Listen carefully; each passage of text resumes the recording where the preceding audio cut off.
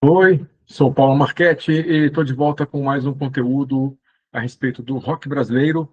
E neste vídeo eu vou mostrar os discos que foram, os álbuns que foram lançados em 1996. Eu fiz um vídeo sobre 86, vou fazer esse sobre 96 e já estou na pesquisa, já estou aqui caçando ó, no meu livro o calendário do rock brasileiro, o único calendário musical da literatura brasileira. Já estou colhendo os discos, pesquisando os discos que foram lançados em 76 e também em 66, para poder fazer um vídeo sobre eles, para comemorar essas datas redondas que todo mundo gosta bastante. Os discos lançados em 96, agora em 2026, completam 30 anos, e tem alguns discos alguns álbuns bastante curiosos nesta lista, que tem um pouco mais acho que são 24 discos, mais ou menos, não lembro direito, mas é isso, 24, 25. E o mercado fonográfico, que eu quero falar antes de abrir a tela aqui, dividir a tela com os lançamentos, é que em 96 o mercado fonográfico estava muito mais completamente diferente do que era 86, quando era vinil e cassete, compacto. Não, compacto não existia mais, mas o disco era vendido no formato de vinil e no formato de cassete, e a gente não tinha ah, o- muitas, como posso falar, muitos locais para divulgação, claro, TV, rádio, mas fora TV e rádio, os programas tipo Fantástico e outros programas musicais, ainda não existia a MTV em 86, e a numeração dos discos, se eu não me engano, ainda era a mesma. O disco de ouro era 100 mil cópias, disco de platina 250 mil cópias, disco de diamante 500 mil cópias. Isso depois, a partir dos anos 2000, mudou bastante. Se eu não me engano, hoje, disco de ouro, para ver como a queda do mercado fonográfico a partir do Napster foi assim violenta. Se eu não me engano, hoje o disco de ouro, para o artista ganhar disco de ouro, basta vender 25 mil cópias. Até por causa das plataformas digitais, podia ter, mas aí não tem controle, né? Podia ter uma premiação para os artistas de acordo com os plays, né? Quantos discos tiveram, quantos plays tiveram aquele disco, enfim, esse tipo de coisa. Eu fico falando disco aqui, mas é álbum, porque o disco hoje. E o disco hoje não é disco, é álbum. Inclusive, eu gosto de falar que foi lançado o repertório, porque, como já estamos na era digital, você até pode comprar vinil, não sei se CD, faz muito tempo que eu não compro disco, mas eu sei que tem alguns artistas que ainda fazem questão de fazer uma prensagem em vinil, mas eu não sei se tem. Alguns até fazem fita cassete. Eu não entendo o motivo de se fazer isso, mas quem quer fazer, faz. Graças a Deus a gente vive num mundo livre, num país livre, e cada um faz o que quer. Mas eu não vejo muito sentido. Tem gente que fala assim, não, porque o subgrave, porque o médio, porque. Mas isso aí, para mim, é besteira, cara. Eu gosto de escutar música do jeito que ela vir, tá tudo bem, estamos aí, e vamos em frente. Então, em 86, o mercado fonográfico era isso, a gente dependia de algumas revistas especializadas. A principal delas, em 86, era a Bis, que depois se tornou Showbiz, e a Roll. Mas a Roll, quando a Bis chegou, a Roll ela perdeu um pouco a sua relevância, infelizmente, mas é uma ótima revista, sempre foi. Ela que surgiu em outubro de 83, e fez as primeiras reportagens de toda essa geração que a gente conhece dos anos 80, fez as primeiras reportagens do Paralamas, do Barão, do Ira, Legião, Capital, Plebe e Titãs, e todos esses Ultraje, todos esses grupos que a gente que veio fazer um estrondoso sucesso, principalmente a partir do Rock in Rio. E em 96 também aconteceu uma mudança dentro do mercado da música, não só o mercado fonográfico, porque já existia a MTV. A MTV ela começou muito devagar, tímida.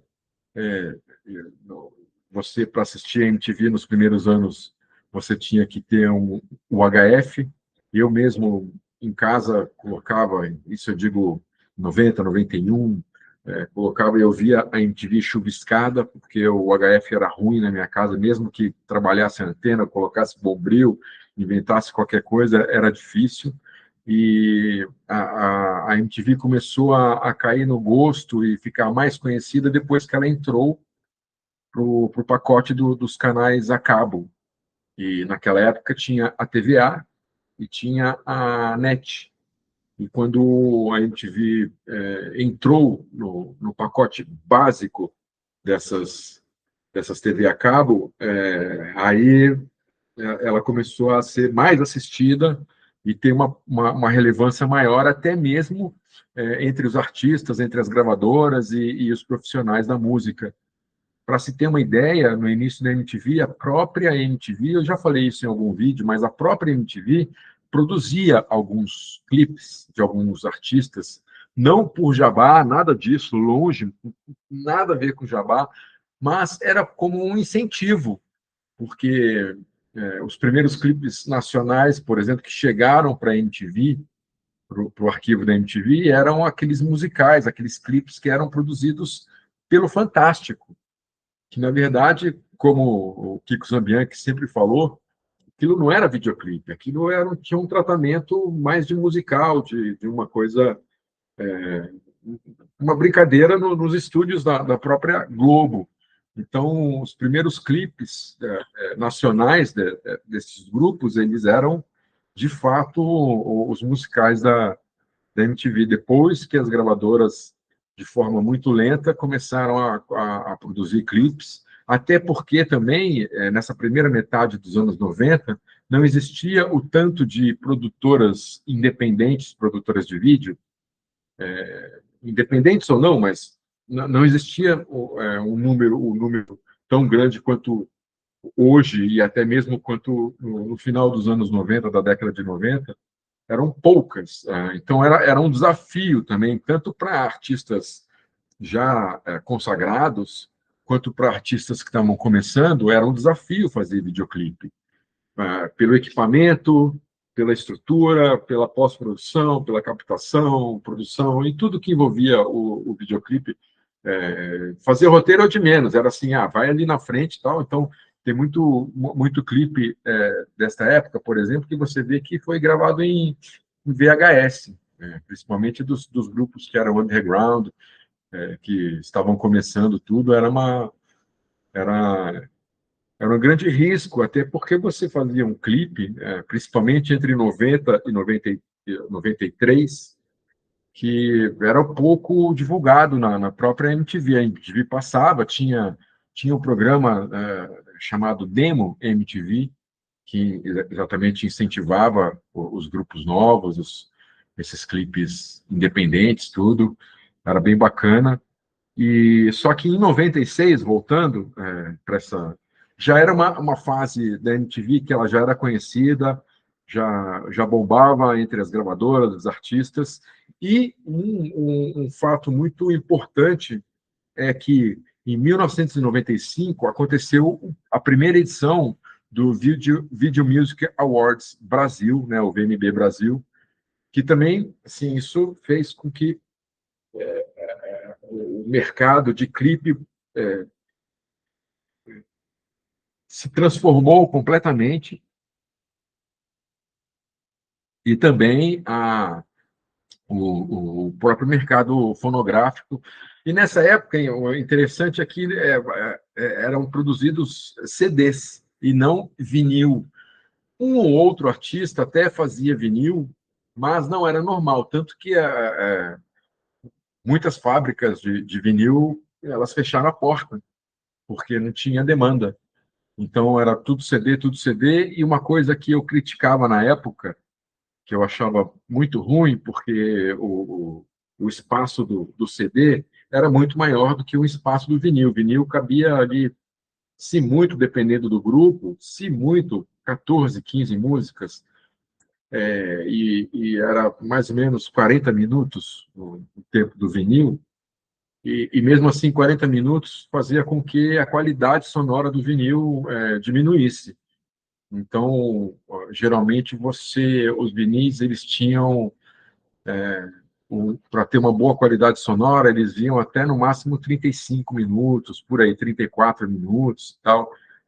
Tinha essas coisas. E no CD não, o CD você tinha muito mais, você tinha, sei lá, 70 minutos, 80 minutos, não lembro. E uma coisa que me incomodava muito era de receber o CD, seja independente, seja de artistas consagrados e tal, que tinham, sei lá, 15, 16, 17 faixas, e você via que às vezes era coisa era só para preencher espaço, e eu não entendia isso. Eu falava, meu, grava as 12, 13 músicas e tá bom, não precisa ficar inventando coisa, inventando versão, inventando remix e outras coisas só para preencher o espaço que tem, sabe? Não, para mim não fazia sentido. E realmente, você colocar 17 músicas num disco, num trabalho desse, num álbum, lembrando que CD também é disco, né? É um compact disc. Então, quando você fala disco, serve tanto para vinil quanto para CD. E não fazia sentido, porque um disco que fazia sucesso nessa época, mesmo nos anos 80, tocava quantas músicas na rádio? No máximo 8, 9. Isso eu estou estourando. Então, eu não via sentido, pô, gravar 16, 17 músicas, não tinha muito. Eu não via muito motivo para isso. Mas, enfim, eu vou dividir aqui a tela para mostrar os discos que eu, assim como os discos de 86, esses discos de 96, eu coloquei numa ordem alfabética, e vou voltar aqui, ó, pro, pro primeirão, que é o do Arnaldo Antunes, O Silêncio, se não me engano, é o terceiro disco solo dele, ele que saiu do Titãs em 92 e começou a fazer esses discos que misturavam poesia, tinha um trabalho que ele também fez vídeos, o Scandurra, durante muito tempo, tocou com ele, fazia shows e gravava. Inclusive, esse disco, deixa eu ver aqui, tem a minha colinha aqui, de curiosidades. Esse disco tem participação do Carlinhos Brown, participação do Chico Science, foi produzido pelo Suba, o Suba que foi um pioneiro no Brasil. O Suba, infelizmente, já nos deixou no incêndio na casa dele, que também era o estúdio. O Suba foi o pioneiro nessa mistura de música eletrônica com rock, com instrumentos acústicos e elétricos, enfim. O Suba produziu o primeiro disco solo da Tassiana Barros, produziu o disco solo do Dinho Ouro Preto e alguns outros muito bons discos, e produziu esse disco do Arnaldo Antunes, O Silêncio. Então, ele que começa essa lista de lançamentos de 96. Seguindo aqui, o Baba Cósmica. Ó, isso eu comentei no disco de 96. A falta de carinho e de cuidado e de atenção que os artistas e as gravadoras têm com as capas. Ainda hoje, estamos em 2026, e é difícil. A melhor capa do Baba Cósmica que eu encontrei foi essa foto caseira do CD do Baba Cósmica, que é o Gororoba, e não tem uma capa legal definida. Eu até achei uma outra capa, mas era pequenininha, era feia, era outra cor, enfim. Então, isso, cara, isso é muito triste. Isso demonstra que a gente não tem, que a gente não valoriza pouquíssimo a nossa história, inclusive a nossa história musical, principalmente o rock, que ninguém está nem aí. Em 2025, eu fiz uma série de vídeos sobre os 70 anos de rock brasileiro. Em 2025, ninguém deu bola para os 70 anos do rock. Nem mesmo as revistas especializadas, as rádios que se dizem rádio de rock e tal, ninguém deu a mínima bola. Então, assim, nem mesmo nós que gostamos de rock, a gente dá essa devida atenção porque a gente gosta. Então, assim, é muito triste.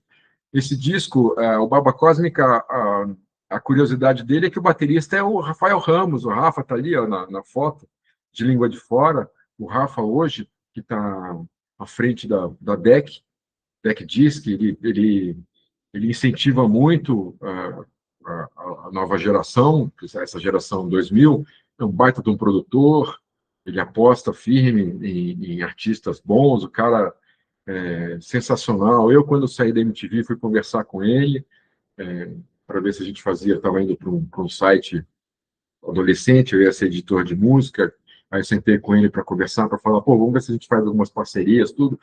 A DEC, eu falei isso no outro vídeo, a DEC, ela lançou o repertório do Filhos de Mengele, a banda que era do Digão, antes dele formar o Raimundos, banda que o Filhos de Mengele gravou em Feliz Natal, está aqui, inclusive, o Cesta Básica do Raimundos, que gravou em Feliz Natal, que é do Filhos de Mengele, tá todo o repertório dos Mengele estão lá, está em todas as plataformas, nas 200 plataformas digitais de música que existem, tá tudo aí no YouTube, tudo, só procurar que você acha. E o Rafael, o Rafa sem palavras para ele, ele é um puta de um produtor hoje, ele dá essa força para o rock, ele que, por exemplo, foi a Pitty, que ele trouxe a Pitty levou para a DEC, produziu tudo, então ele dá, entre outros nomes, eu não vou ficar aqui listando, porque senão eu esqueço algum,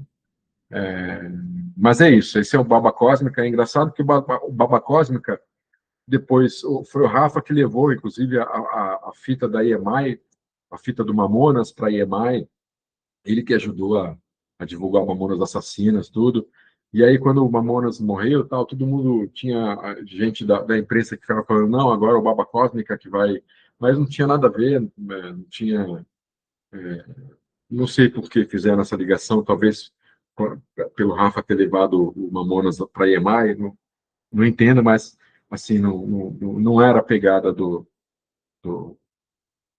a pegada do Mamonas Assassinas, não tem nada a ver com Baba Cósmica,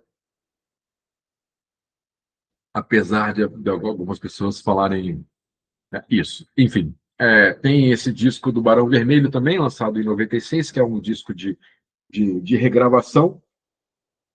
Esse disco, o que chama atenção, e eu lembro bem, é que quando chegou o clipe do Vem Quente Que Eu Estou Fervendo, a gente recebia todos os clipes na MTV, claro, em primeira mão, e a gente assistia todos esses clipes antes deles estrearem.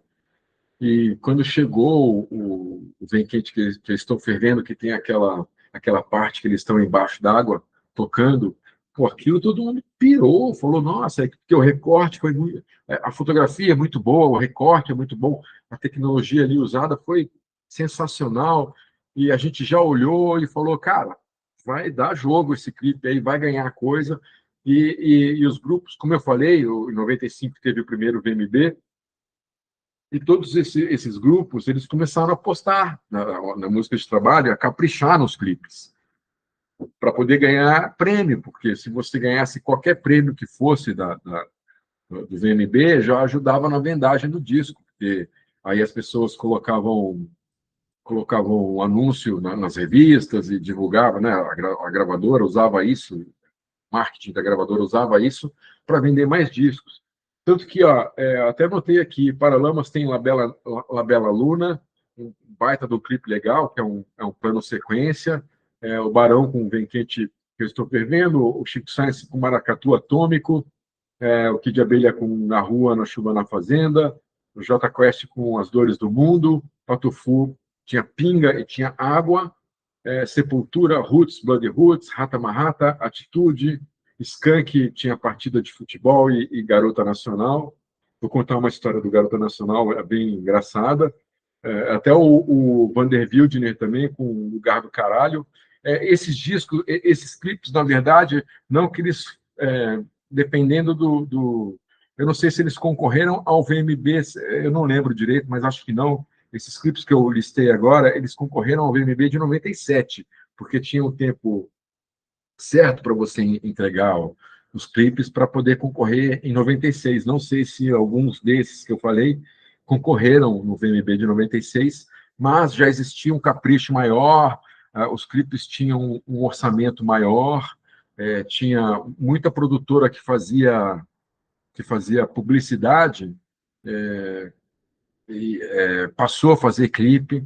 Então, tem muito clipe que eu não gosto, que tem essa cara, essa fotografia de publicidade, essa cara de publicidade, que eu não já não achava legal. Já parecia realmente que estava vendo, assim como se vende pasta de dente, sei lá, refrigerante, parecia que estava assim, botou uma banda numa propaganda exatamente de pasta de dente e tocando lá o jingle. Parecia isso, tinha muito clipe assim. E tinha outros clipes que eram sensacionais, mesmo com esse jeitão meio de publicidade, mas que tinha uma coisa. Os mais legais eram os clipes com cara de clipes autorais mesmo, que trabalhavam mais a imagem, piravam mais no roteiro, sabe? Então eram os que chamavam mais a nossa atenção.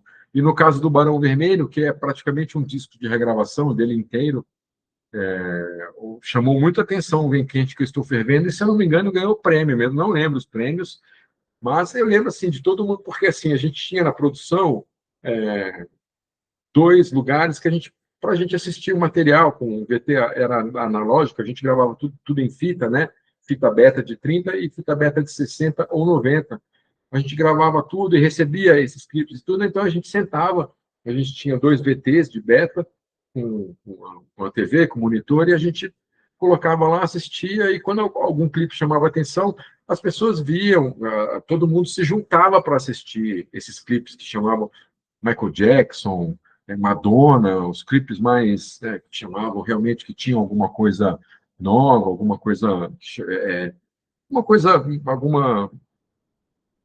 tecnológica, enfim. E aí a gente ficava todo mundo lá, ó, que legal, tal, e o Vem Quente, que eu estou fervendo do Barão, aconteceu isso. Tem uma coisa interessante aqui, ó, uma curiosidade à parte, que é uma faixa de CD-ROM, que isso também tinha na época, você colocava o CD no computador, para quem já tinha computador em casa, imagina em 96, quase ninguém tinha.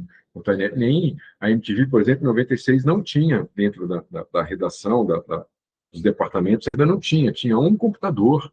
O computador chegou na MTV, se não me engano, começou a chegar em 97 e 98, por aí. Então, essa faixa de CD-ROM era uma coisa muito inovadora também. É, então, esse selo chamou a atenção, tanto que eu peguei essa capa exatamente para mostrar esse destaque aí da faixa CD-ROM. É, Quem é Você, do Camisa de Vênus. Camisa de Vênus, que não é um grupo assim que eu gosto do primeiro disco, mas o resto não sou muito fã. Esse disco, se eu não me engano, ele tem a participação do Raimundos e de mais algumas pessoas.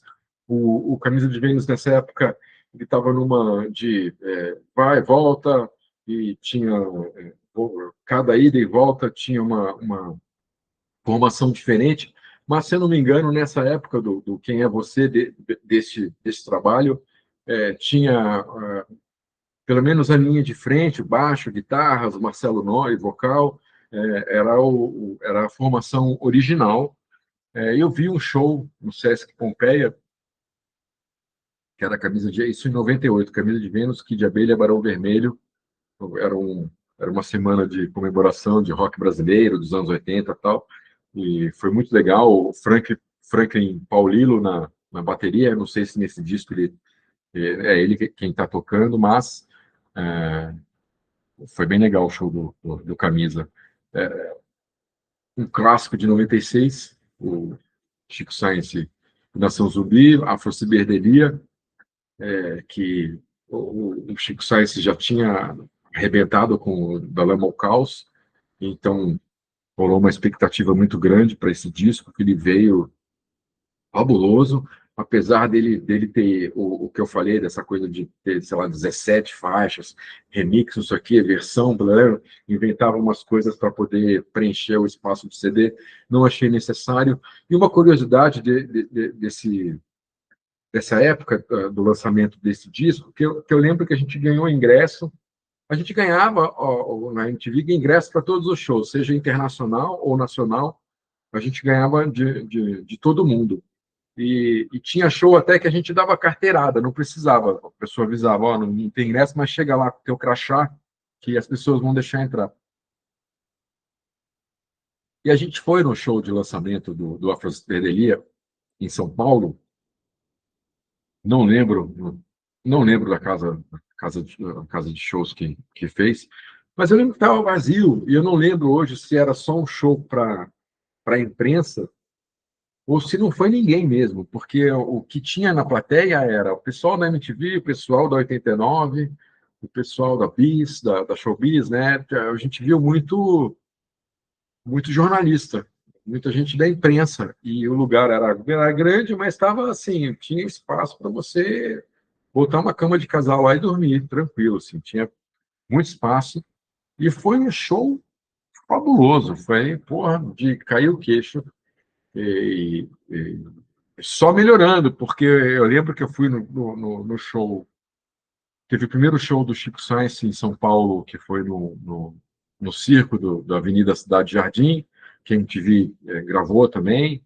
Aí depois teve um outro show, não lembro onde. Teve os shows, e aí teve esse do Opera Ciberdelia, e eu não lembro se já tinha tido Hollywood Rock também, que o Chico Science participou, a edição de 96, que foram bons shows também. Foram um dos primeiros shows ainda durante o dia, muito bacana. E esse pô, é um clássico dos anos 90. Trabalho solo do Scandurra, Benzina. Esse trabalho tem uma curiosidade também, que eu estou procurando aqui na minha cola. Mas eu anotei aqui, assim, tem participação, tem parceria com o Arnaldo Antunes, que o Scandurra estava com ele, né, tocando na época, com o Ciro Pessoa também, que era o Ciro, engraçado que o Arnaldo Antunes e o Ciro Pessoa, eles fizeram parte do Titãs, o Ciro Pessoa saiu logo no começo, mas eles tocaram juntos no Titãs e eles assinam algumas parcerias deste disco solo do Scandurra. Esse é o primeiro disco do Humberto Gessinger, que chama Humberto Gessinger Trio. Disco do Inocentes, Ruas. O Inocentes, né, teve uma fase nos anos 90 que o Inocentes não estava bem. Inclusive, não tinha muito show de punk rock, né, em São Paulo, muito por causa da violência. O Cólera também não tocava muito em São Paulo, Ratos eu não lembro. Mas nessa época, 96, 95, 97, esses grupos de punk rock paulistanos voltaram a fazer voltaram a fazer show na cidade, começaram a fazer mais sucesso, a chamar mais atenção, não só da geração anterior, dos anos 80, mas também da nova geração. Teve uma época que até eu lembro que o Clemente passou um aperto, foi trabalhar com o pai, ele tinha que fazer outros trabalhos, ó, trava-língua, outros trabalhos fora do Inocentes. Esse disco é da Paradox, eu não sei quantos discos o Inocente chegou a gravar pela Paradox, essa capa é bem legal, e, e foi um lançamento, um punk rock aí no meio dessa lista toda. Primeiro disco do Jota Quest, que chamou muita atenção com o clipe As Dores do Mundo, fez um tremendo sucesso nessa época, lançado pela Sony. E eu tenho uma curiosidade de bastidor desse disco, que envolve o Fernandão que hoje, 2026, está de volta com o Rodox, baterista do Rodox. Ele, nesta época, ele já estava tocando em 96, ele já estava no Treta, ele passou pelo Corsos, Até tem clipe do Corsos ao vivo no Fúria, que eu que fiz o clipe, no Fúria, que eu era diretor. Teve uma época no Fúria Metal que a gente colocava... Não, não era nem mais Fúria Metal, era só Fúria, que tinha bandas ao vivo. Tem Angra, tem Corsos, e tem um monte de coisa. Eu nem lembro, Ratos de Porão, putz, não vou lembrar. E o Fernandão, ele arrebenta, né? Um puta baterista, assim, nossa, pelo amor de Deus, o Fernandão é fora do normal, assim, fora da caixinha. Ele saiu do Corsos, formou o Treta, e eu lembro que na festa, aí teve o VMB 96, que foi feito no AMB, não lembro. E aí, quando terminava a premiação, as pessoas saíam e a festa acontecia no mesmo ambiente, no estacionamento do AMB. Então, o pessoal que participou da premiação saía, tinha um tapete vermelho com um caminho já traçado pelo pessoal de eventos que fazia. Então, você saía do teatro onde foi a premiação e fazia o mesmo caminho, um corredor onde você chegava no local da festa, com a pulseirinha, tudo. E na entrada dessa festa estava tendo distribuição desse CD, desse trabalho do Jota Quest. Eu não sei se para todo mundo ou para quem chegasse mais cedo pegava uma cópia. E o Fernandão pegou uma cópia do Jota Quest, jogou no chão, pisou, assim, aquele tipo de pisar que nem desenho, com os dois pés, assim, arrebentou o CD, tudo, não sei o quê. Resultado, o Fúria, eu e Gastão, a gente foi proibido de chamar o Treta, o Fúria, de passar clipe do Treta. Isso queimou o filme, a gravadora ficou muito puta, claro, não foi legal, porque o Fernandão fez isso na frente de todo mundo. O Fernandão estava com uns parafusos a menos. Um abraço para o Fernandão. E não sei se vai, claro que acho que vai lembrar disso. E ele fez isso na frente de todo mundo ali, arrebentando. Eu não sei também se foi nessa festa, pode ter sido nessa festa que o Tadeu Jungle ele dirigiu um dos clipes do Arnaldo Antunes, pode ser desse trabalho do O Silêncio, em que ele montou uma cabine também logo na entrada. Você entrava assim para a festa, tinha uma mesa onde estavam os CDs e tal, e outras coisas, e do outro lado tinha tipo uma cabine que o Tadeu Jungle, a produção do clipe, fez, que era toda espelhada tal. As pessoas entravam nessa cabine, escutavam a música e tal, e ficavam lá interagindo com a música, cantando, enfim, e tinha uma câmera. Então tinha esses acontecimentos que rolavam no VMB, muita história, viu, VMB, tanto das festas quanto da premiação, mas não dá para fazer um livro negro, porque aí é complicado. Mas tem essa curiosidade desse disco do Jota Quest, que tocou, fez muito sucesso esse clipe, tocou muito, entrou no disco, entrou no Top 20, Brasil, tudo, e a partir daí o Jota Quest virou o que virou. Tem esse disco, do Kid de Abelha, Meu Mundo Gira em Torno de Você. O clipe eu achei ele meio bobinho, que é uma regravação do Hilton, né, Na Rua, na Chuva, na Fazenda, que é um monte de celebridade, um monte de gente conhecida ali na frente da câmera cantando e tal. Tem cenário, é uma iluminação atrás, não sei, achei sem graça, mas concorreu, não lembro se ganhou prêmio, tudo, mas é um clipe bem, bem sem graça. Tempestade ou O Livro dos Dias, disco do trabalho da Legião, que foi lançado pouco antes da morte do Renato Russo. Ele foi produzido pelo Dado.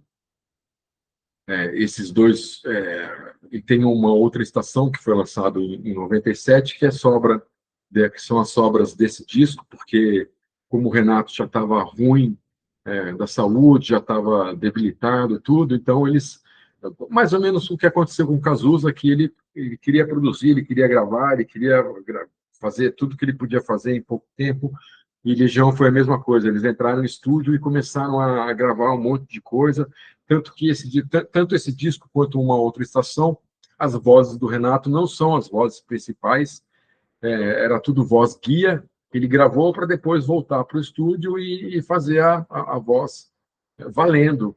Só que não deu tempo, infelizmente.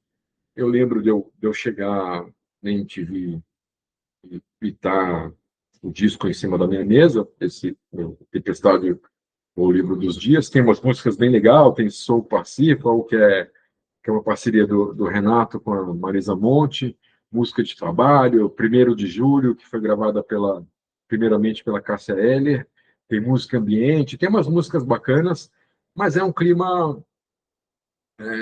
diferente. Eu não consigo escutar esses discos. Nem o Tempestade e nem uma outra estação.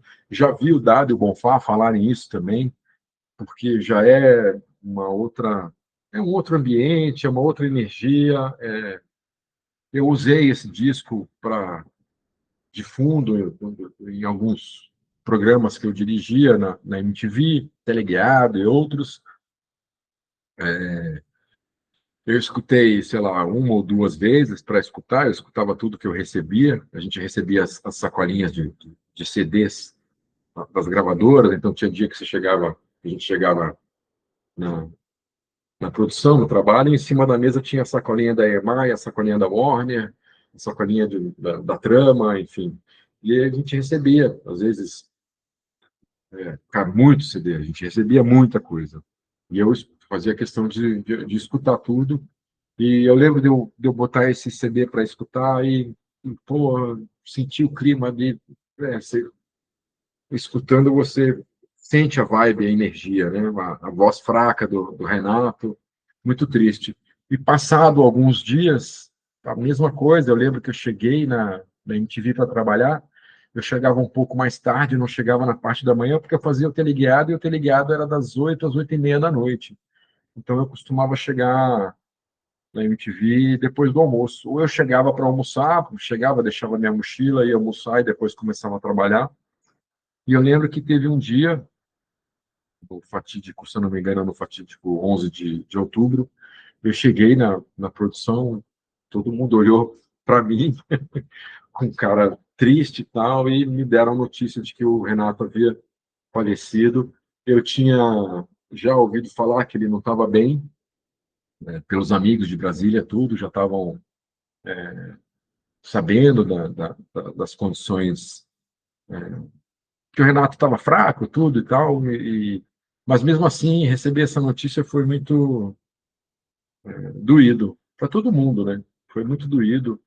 E aí, porra, isso só contribuiu para eu não escutar esse CD. E eu realmente, cara, eu acho que a última vez que eu escutei A Tempestade, livro, o livro dos Dias, foi exatamente nessa época. Então, faz mais ou menos 30 anos, 29 anos, 28 anos, que eu não escuto esse trabalho. Preciso até escutar. É nele que, se não me engano, tem Johnny, né? Uma música bem legal. Mas é isso. Outro grupo de Brasília, tem alguns grupos de Brasília, né, nessa lista. Little Quail and the Mad Birds. Esse é o segundo trabalho do Little Quail. Esse disco, inclusive, foi produzido pelo Tom Capone. Tom Capone, super. Ele estava numa ativa total. O Tom Capone, inclusive, ele ajudou, ele é o coprodutor do Uma Outra Estação, do Legião. Ele também, se eu não me engano, participa de uma faixa ou outra do, do A Tempestade. E ele trabalhou, ele assina a coprodução, mas ele trabalhou, ele me contou, ele se dedicou muito mais às guitarras, aos violão, aos instrumentos de corda, do que a produção propriamente dita. Mas ele ajudou nessa parte Legião. Esse disco do Little Quail é bem legal, esses dois discos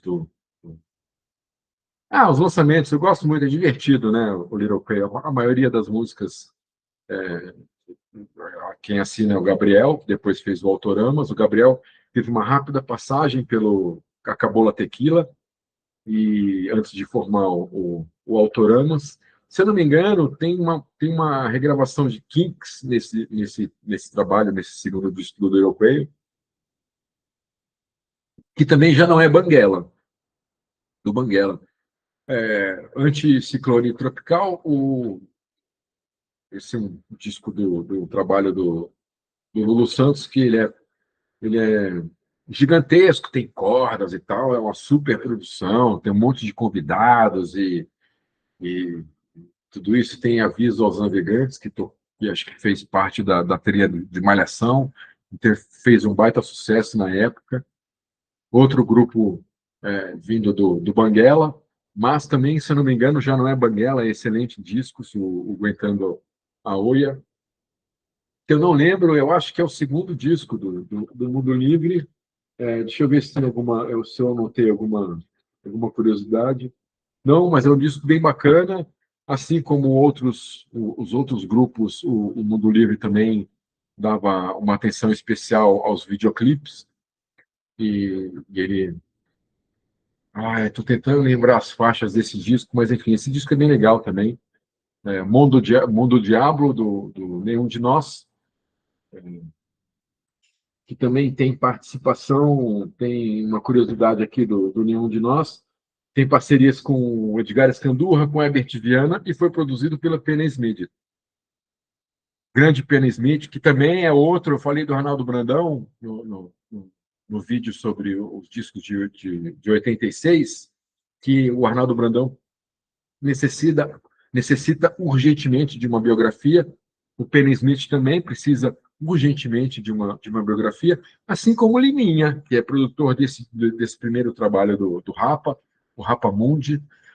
As letras, as músicas todas são do Rapa, as letras do Marcelo Iuca, e a produção é do Liminha.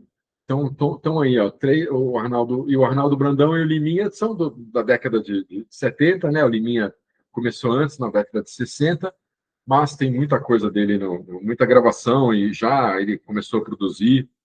Se eu não me engano, ele já montou nas nuvens na década de 70, então tá aí três nomes que precisam urgentemente de biografias. Esse é um disco chamado Compositores, do Terço, veterano Terço. Começou a carreira acho que o primeiro lançamento do Terço foi em 69, e compacto, né? Lançando compacto. Nesse disco tem, ó, o Arnaldo aí de novo, participação de Arnaldo Antunes, Ivan Lins, Flávio Venturini, que fez parte do grupo, mas nesse trabalho ele já não estava no grupo, mas o Flávio Venturini fez parte do Terço. Vinícius Cantuária, tem uma música do Pixinguinha, e na bateria está o Franklin Paulilo, maravilhoso. Eu sou muito fã do Franklin Paulilo, principalmente pelo que ele fez no Fruto Proibido da Rita Lee, que é um absurdo. Fruto Proibido da Rita Lee também é outra coisa que é assim, fora da caixinha. Um disco maravilhoso. Vou me arriscar em dizer que foi o último grande disco da discografia dos Paralamas do Sucesso. De cabo a rabo, é um disco muito bom. Como eu falei, tem um clipe super bonito de La Bella Luna, que é um plano sequência, e, e o Paralamas é um dos grupos dos anos 80 que conseguiu se manter nos anos 90, firme, forte, com ótimos lançamentos, ótimos clipes. Os clipes do Paralamas eram feitos pelo pessoal da Conspiração, o Andrucha e outros. E eram uns clipes bem legais, cara. Acho que esse disco aí não tem só La Bella Luna, deve ter outro, mais um ou dois clipes. Tem o clipe de Uma Brasileira, que acho que concorreu ao VMB de 95, que também é muito bom.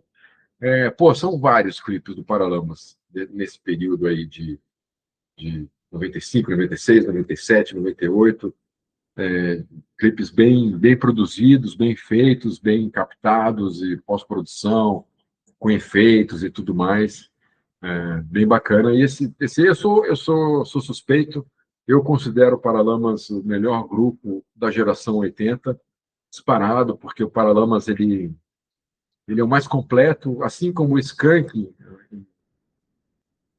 Não há muito tempo, agora em 2026, eu escrevi isso para o Instagram, a convite, e coloquei lá, falei que o Skank é o grupo mais completo da geração MTV, e o Paralamas eu também considero um grupo mais completo da geração, porque eles O Paralamas navega por todos os gêneros musicais, MPB, rock, rock pesado, soft rock, reggae, dub, dancehall, porra, de tudo, bossa nova, tudo. O Severino, por exemplo, é um disco que eu considero assim o Tropicália 2, na verdade, é um baita de um.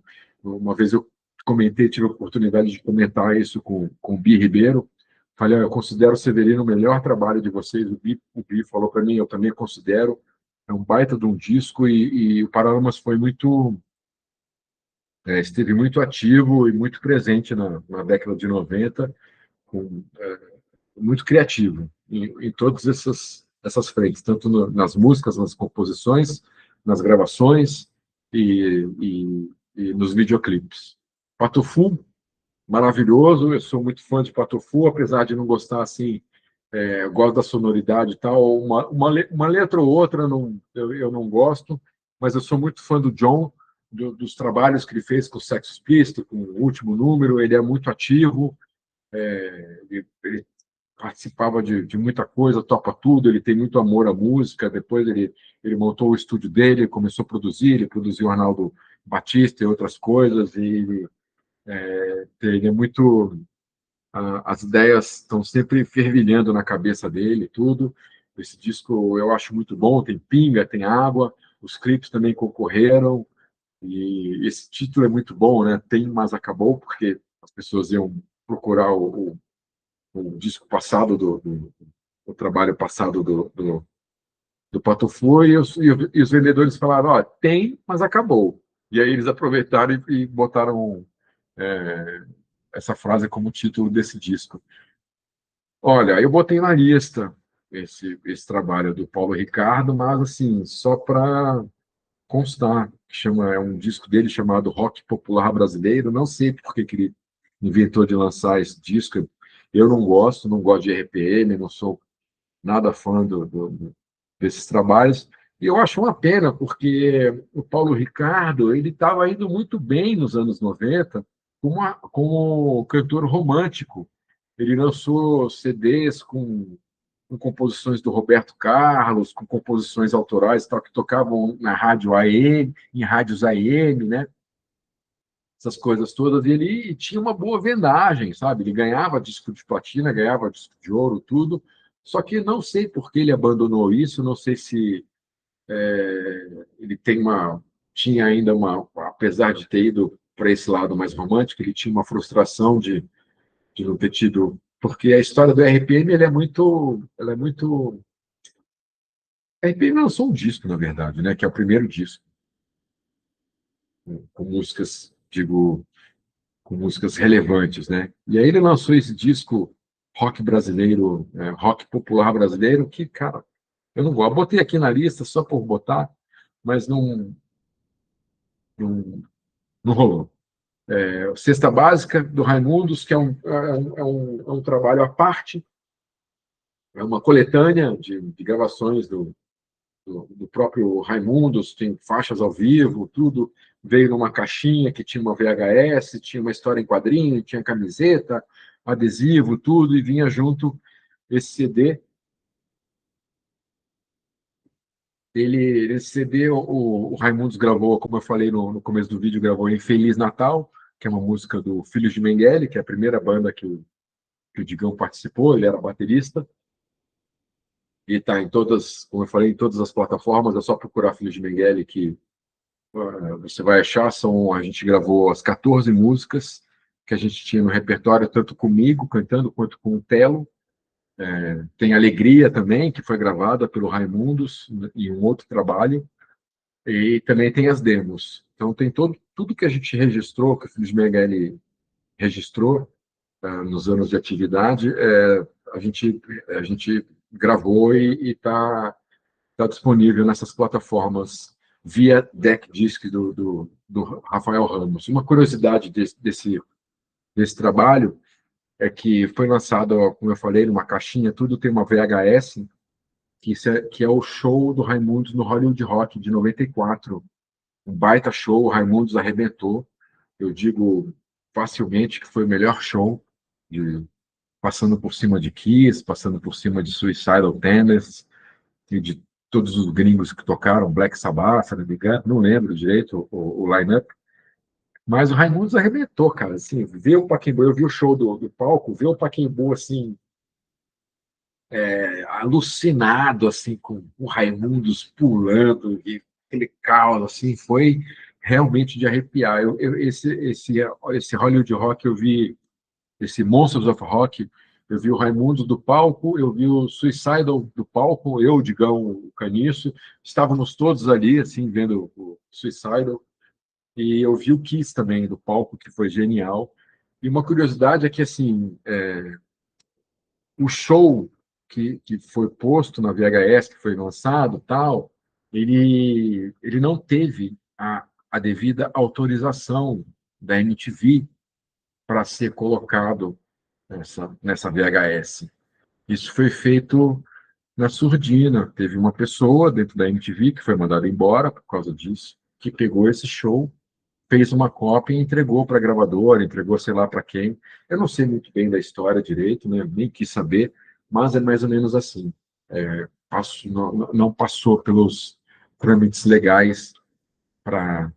Aí tudo bem, depois foi lançado, ok, tá, todo mundo aí depois assinou e sentaram, se acertaram, tudo, mas a pessoa que fez isso, infelizmente, ela teve que ser mandada embora da MTV porque passou por cima da chefia, passou por cima de tudo, e isso marcou. A gente ficou triste e tal, mas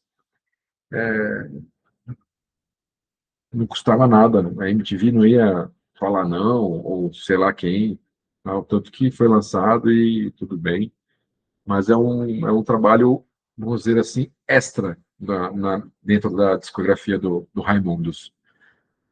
O grande destaque da discografia do Sepultura, Roots, que foi o último trabalho com o Max à frente. Eu lembro também de quando o Roots, Bloody Roots, chegou na MTV, que acho que foi foi o primeiro clipe desse disco. A gente assistiu daquele mesmo jeito que eu falei do Barão Vermelho. Ah, tem clipe novo aqui de Sepultura, todo mundo. Blum. Chegamos lá, ficou na frente do monitor, e esses clipes que eram voltados para a cena heavy metal, a estreia deles acontecia dentro do Fúria. E então, provavelmente, o Gastão, a gente fomos os primeiros a assistir esse clipe, e eu fiquei decepcionado com o clipe, na verdade. Não fui o único dentro da MTV, o único diretor também da MTV, a ver o clipe e falar, cara, isso está com cara de publicidade, bicho, sabe? E ele tem realmente muito a cara de publicidade, diferente do Atitude, diferente do Rata Marrata, que é muito bom, que é de animação, massinha, essas coisas, né? O Rata Marrata, eles são mais autorais. E o Roots, Bloody Roots, bom, a impressão que passa é que ele está. Parece propaganda de turismo, venha visitar o Brasil, tal, essas coisas, olha, vê que legal, capoeira, não sei o que, tal. Essa foi a impressão que eu e mais algumas pessoas que a gente teve ali no departamento, logo depois que a gente assistiu o clipe. E eu não lembro, eu estou falando desses clipes todos, estou relembrando, falei da lista aqui, mas eu não lembro que clipe ganhou o quê, eu não tenho essa memória e não pesquisei. Skank, o Samba Poconé, muito bom. Eu gosto muito desse trabalho. É uma partida de futebol, tem Garota Nacional, essa capa que foi desenhada eu esqueci o nome do artista, mas ele fazia durante um período no Brasil, ele fazia todos os cartazes de cinema para vários filmes, e o Skank foi atrás dele para fazer todo o trabalho gráfico desse CD, e é muito bom, gosto muito do Skank, respeito muito, eu gosto, inclusive, muito mais das músicas que não são conhecidas. O Skank tem as músicas de amor dele, tal, aquelas músicas mais pop e tal, mas é um grupo muito engajado, é um grupo, é o principal, é o mais engajado, de todos os grupos dessa geração, até mais que o Rapa. O Rapa também mas eu considero o Skank muito mais. E a curiosidade que eu tenho desse CD, que é engraçada, relativa ao clipe Garota Nacional, que esse ganhou um monte de coisa, não lembro o que, mas ganhou vários prêmios. E eu era diretor do Teleguiado, que era um programa ao vivo feito pelo Cazé, aos moldes de programa de rádio. A gente tinha um cadastro de pessoas que queriam participar do programa, e a gente ligava para a casa das pessoas. Era um programa de meia hora só. O Cazé ligava para a casa das pessoas para elas pedirem clipe. E aí, que clipe você quer ver? E a gente colocava o clipe na hora. E era bem legal esse programa. E teve uma semana que antecedeu, assim, um mês antes, 2 meses antes do VMB, não lembro quando aconteceu o VMB de 96, o Cazé saiu de férias e a gente decidiu não colocar reprise do Teleguiado, porque como era ao vivo e tal, a gente não gostava de trabalhar com reprise no Teleguiado. Então, alguém teve a ideia na MTV de falar, não, vamos chamar alguns artistas. O Cazé saiu por uma semana, 5 programas só. Na época, o programa ainda era do meio-dia ao meio-dia e meio. E à tarde, né? Bem na hora do almoço. E alguém teve a ideia, não, vamos chamar artistas para participar. E a gente chamou a Vange, eu não vou lembrar dos 5, mas a Vange Leonel e o Branco Melo eram alguns deles. E aí eles entravam lá, sentavam na cadeira, tipo, tava o microfone, e eles ficavam conversando com a audiência, né? Que a gente ligava do switcher, né? Aí a gente falava, olha, é o Rafael que está no telefone, é a Tatiana que está no telefone, e as pessoas falavam, e aí, Tatiana, beleza, que clipe você quer assistir? Ah, eu quero ver Metallica, eu quero ver Britney Spears, sei lá. E aí, enquanto o assistente ia até a fitoteca pegar a fita com o videoclipe, levar para o switcher e botar no VT e colocar o vídeo no ponto, porque tinha que correr a fita, colocar no ponto, aí eu avisava, falava, ó, o videoclipe está, avisava no ponto eletrônico, né? Ó, o videoclipe está no ponto, pode chamar. E aí, enquanto isso não acontecia, o Cazé e esses convidados ficavam conversando com a audiência. E aí, beleza? Ah, você chegou, foi para a escola, tal, o que você está almoçando, o que você fez, o que você gosta, enfim. Ficava trocando uma ideia. E no dia do Branco Melo, alguém pediu Garota Nacional. E aí o Branco conversou com a pessoa tal, e assim, dentro do estúdio ficava um monitor, uma televisão para quem estava no estúdio assistir, né, o programa, que é um retorno da imagem. E aí chamou, o Branco Melo conversou lá com a pessoa, tudo, e chamou, então vamos ver lá o Skank com Garota Nacional. O Branco não tinha assistido o clipe. E aí ele começou, a gente virou o monitor para ele, tudo. Ele começou a assistir o videoclipe e, assim, foi uma reação muito natural, muito espontânea dele. No meio do clipe, ele parar, olhar para todo mundo e falar: gente, pelo amor de Deus, cara, estamos ferrados, esse clipe vai ganhar tudo. Eu preciso avisar os caras, que clipe é esse? Maravilhoso, porque a fotografia é muito boa, né? Tem participação de artistas, só mulher bonita, essa coisa toda, né? E aí, sensual, o clipe, né? E o Branco ficou maluco, falou: ferrou, cara, eles vão ganhar tudo.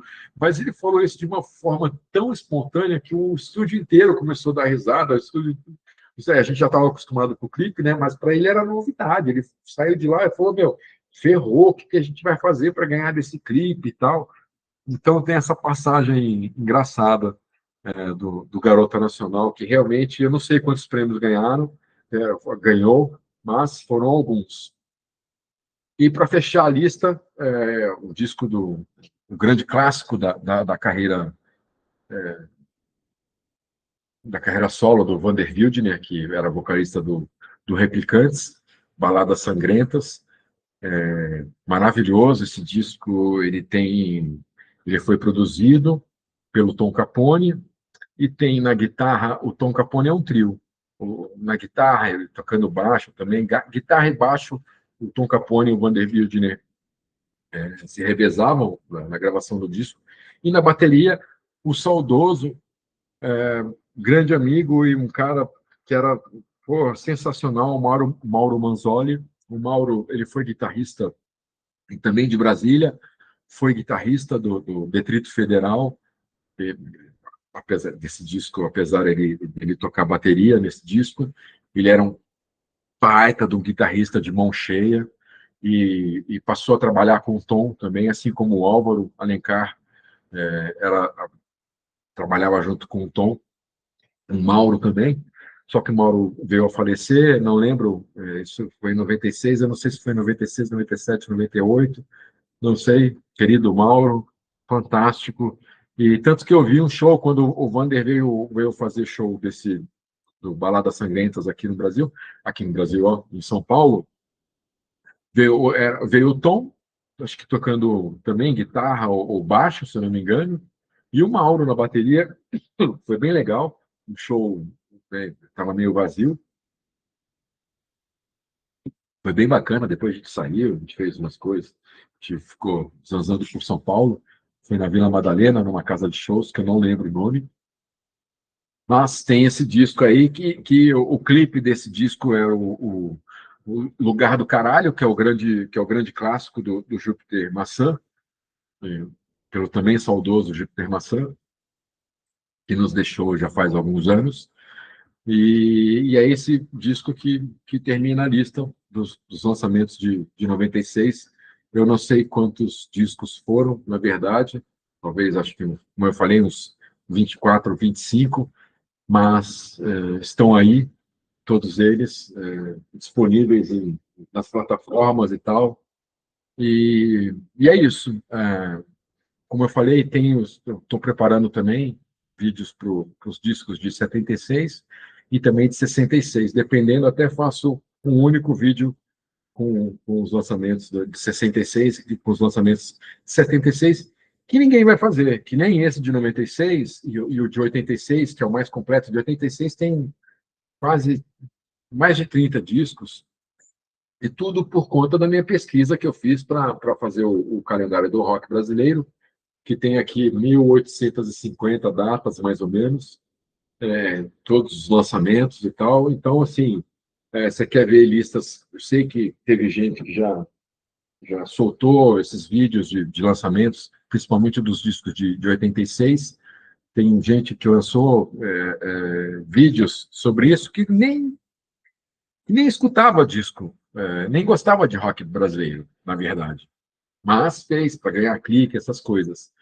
É, e é isso. Então, se você quiser, só para dar o último toque, se você quiser comprar o Diário da Turma, que é o meu primeiro, essa aqui é a primeira edição, fora de catálogo. Essa aqui é a segunda edição, que eu tenho algumas cópias ainda. Eu vendo tanto o Diário da Turma, essa segunda edição, quanto o Calendário do Rock Brasileiro, através do e-mail que está na descrição deste vídeo. Nesse Nessa segunda edição do Diário da Turma, tem algumas coisas a mais, apesar dele ser menor do que a primeira edição, ele tem mais texto, ele tem, inclusive, a primeira entrevista que o Renato Russo deu na vida dele para um jornal, que foi para o jornal do Correio Brasiliense, lá de Brasília, ainda em 83, está aqui transcrita, e o calendário, que é, como eu falei, é o único calendário musical da literatura brasileira. Eu tenho algumas poucas cópias. Pode ser que no momento que você esteja vendo esse vídeo já não tenha mais nenhum, não sei, mas é só mandar um e-mail para mim que a gente conversa e eu te falo se tenho ainda à disposição. É um trabalho completamente independente esse aqui. Eu fui atrás de editoras, ninguém quis saber.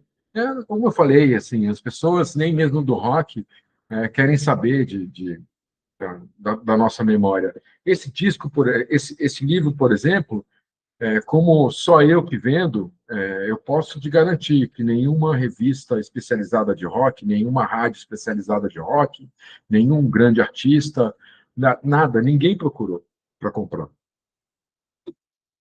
É isso. Aí daqui a 200 anos, as pessoas vão atrás desse livro aqui, que vai ser uma raridade, vai ser um preço absurdo, que nem hoje eu já encontrei cópias deste livro. Pode ser exagerada, mas eu juro, eu até printei, encontrei um sebo vendendo a R$ 400. essa cópia aqui. Ela hoje hoje ela faz parte do acervo da Universidade da Califórnia, um dos únicos livros que não foi escrito em língua inglesa, que está em português. Tá certo? Então, você que caiu aqui de forma aleatória, é só clicar no link embaixo aqui, da playlist que tem o Rock Brasileiro e Suas Histórias, que tem quase 30 vídeos a respeito de todas as cenas, de todas as gerações, de discos, de artistas, tem um monte de coisa, um monte de assuntos sobre o rock brasileiro. E obrigado, pela companhia. Espero que você tenha gostado desse conteúdo. A gente se vê num próximo vídeo. Valeu mais uma vez, agradeço. Um beijo e um abraço. Até.